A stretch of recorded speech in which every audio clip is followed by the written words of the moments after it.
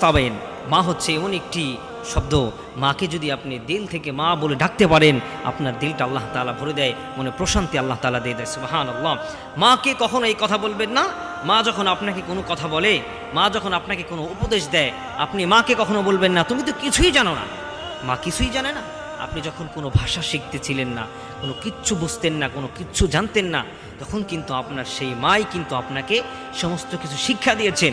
তাহলে আপনি আপনার কোন থিওরি থেকে আপনি বলছেন মা তুমি কিচ্ছু জানো না? এই কথা মাকে কখনো বলবেন না।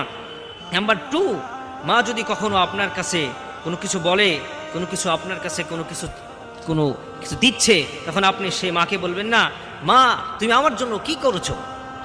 আমার জন্য তুমি কিছুই করো নাই। আপনার জন্য আপনার মা কত না কষ্ট করেছে।